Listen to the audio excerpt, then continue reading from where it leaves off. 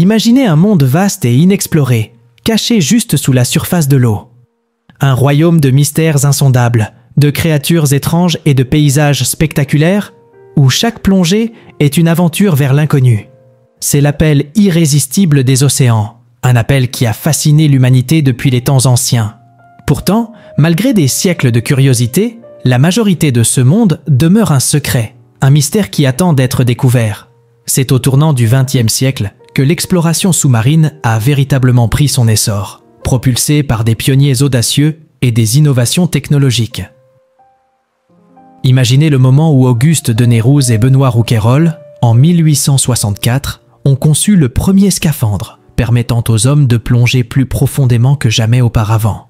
Puis, dans les années 1940, Jacques-Yves Cousteau et Émile Gagnan ont inventé l'aqualung, une révolution qui a ouvert les portes des profondeurs à une nouvelle génération d'explorateurs. Ces héros des temps modernes ont bravé des dangers inimaginables, animés par un désir insatiable de découvrir ce qui se cachait sous les vagues. Leurs découvertes ont révélé des écosystèmes des grandes profondeurs, des zones situées à des milliers de mètres sous la surface, où la vie prospère dans des conditions extrêmes de pression, de température et d'obscurité totale. Imaginez-vous descendant dans l'obscurité abyssale, entouré d'une faune étrange et lumineuse. Là, à des profondeurs où aucun rayon de soleil ne pénètre, des créatures incroyables survivent autour des cheminées hydrothermales, des sources d'eau chaude jaillissant du fond de l'océan. Ces êtres, qui ne dépendent pas de la lumière solaire mais de la chimiosynthèse, semblent tout droit sortis d'un conte de science-fiction. Mais ce n'est pas une fiction, c'est notre réalité, aussi étrange et merveilleuse qu'elle puisse paraître.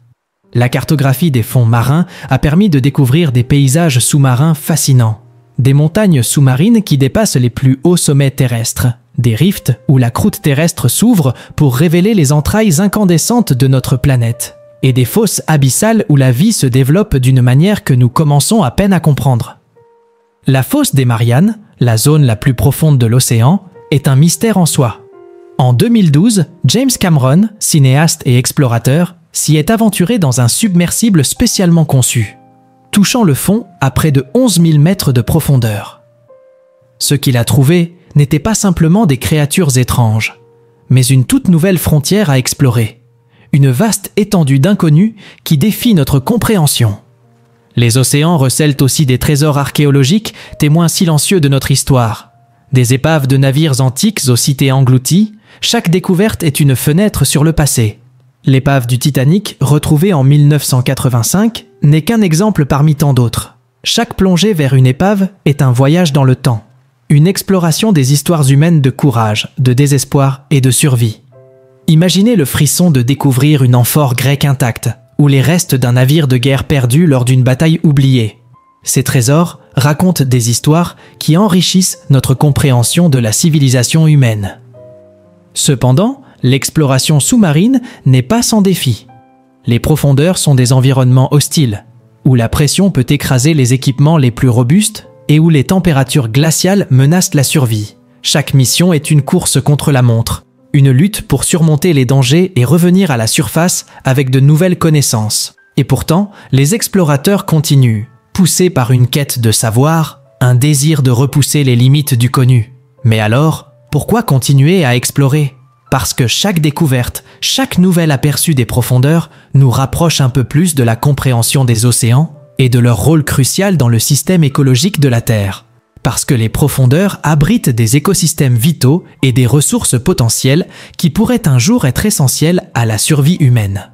Et parce que, tout simplement, il y a quelque chose de fondamentalement humain dans le désir de savoir ce qui se cache au-delà de l'horizon, dans l'inconnu. En fin de compte, les explorations et découvertes sous-marines ne sont pas seulement des aventures scientifiques. Elles sont des quêtes profondément humaines, des explorations de notre planète et de nous-mêmes.